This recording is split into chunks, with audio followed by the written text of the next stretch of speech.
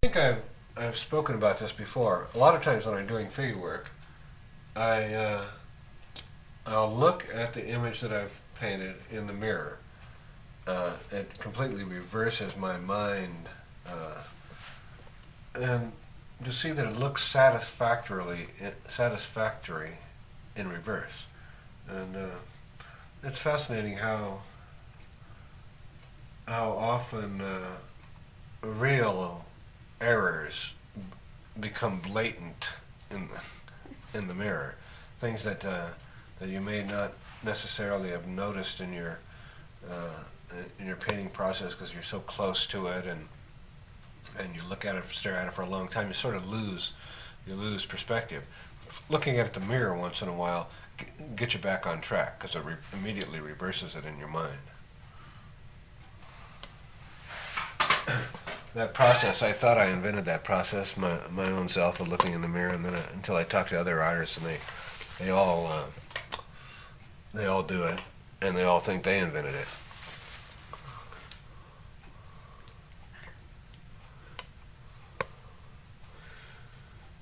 Okay, I'm going to, just for the heck of it, I'm going to take a little bit, this is for my own exercise here, I'm going to take a little bit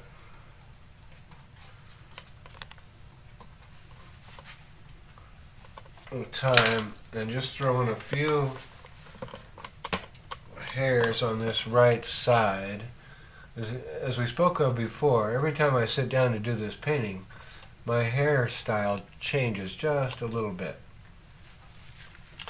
And so that I don't lose it completely, I'm going to throw in a little bit of hair for today's session. And I don't know what side of the bed I woke up on this morning, but my hair is all over the place. Which becomes somewhat useful in a painting like this, actually. So I've just taken a little light color. It's sort of a whitish, yellowish kind of a, and I'm just doing like I have done on this side. I'm just giving some shape to my hair on this side.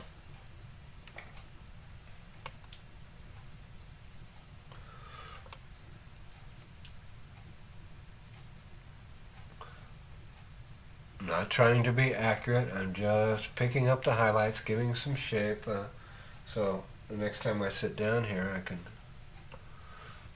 can have some reference to how I want my hair to look.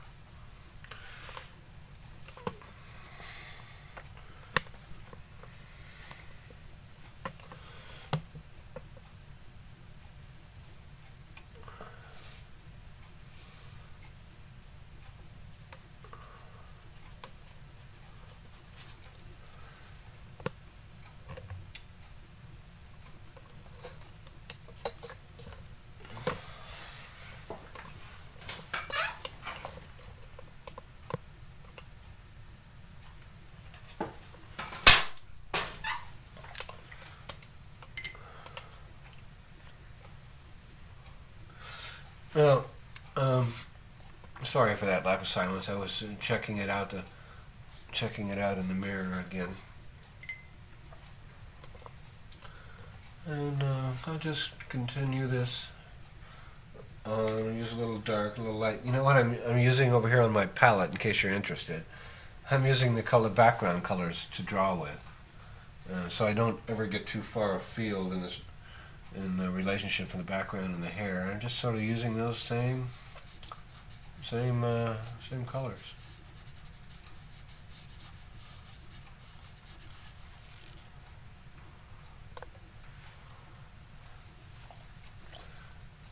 And at the same time, as I'm doing this, I'm looking at my original drawing and making sure that things are still on track, that haven't gotten too far afield in the shape and of things. Okay. I think we're all right there. You know, I'm a little bit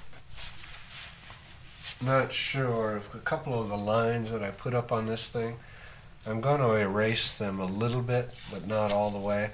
So I'm using some of this blue masking tape, which is really handy stuff. And instead of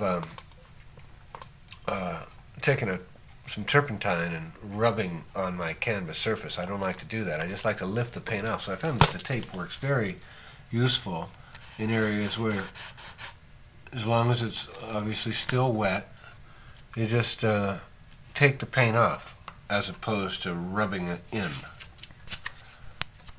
So I'm just in this area right in there, and I'm very gently taking the paint off. Not very much at all, but enough to make me feel a little bit more comfortable. When you want to make these kind of little changes in your picture, do it right away, because the longer you wait, the drier it gets, the harder it is to take off of there, and pretty soon, if you wait too long, it's almost impossible to cover up your mistakes. So identify and fix your mistakes right away. And if you have to do it again, so what? You have to do it again. It's better than having to start all over again because you can't paint over the mistakes you made. So just pay attention all the time to what you're doing. All right, good.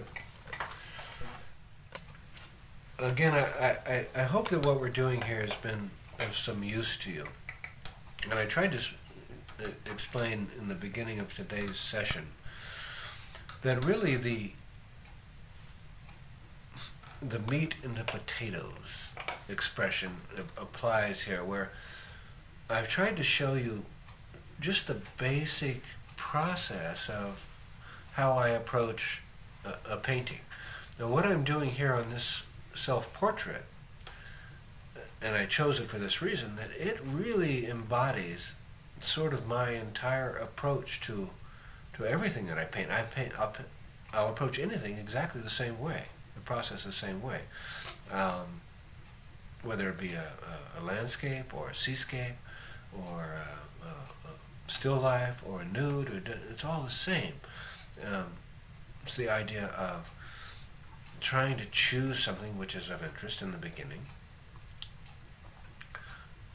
paying very close attention to it while you're drawing it, allow your drawing to develop until you're really sure about it, but painting it at the same, painting and creating color and creating an interest right at the beginning. And a lot of painters will approach it a little bit differently in where they'll do perhaps a charcoal drawing, and then make that charcoal drawing really well defined and perfect, and then start an entire painting process and do underpaintings and accent highlights and shadows. As you can see, my process is a little bit different. I love the idea, I've always loved the idea of having my painting quickly identify itself before my very eyes. That's why I use color, quasi-accurate color, right in the beginning, because this makes the painting exciting right from the very beginning. And that's why I do it the way I do it. And also, it allows me to continually, by this overlaying process, it continually allows me to stop whenever I may feel that I'm finished. You can just keep going and going until take it as far as you want to. Anyway, I wish you luck. I'm going to continue with this. I'm going to polish it up, and I'll see you next time. Thank you.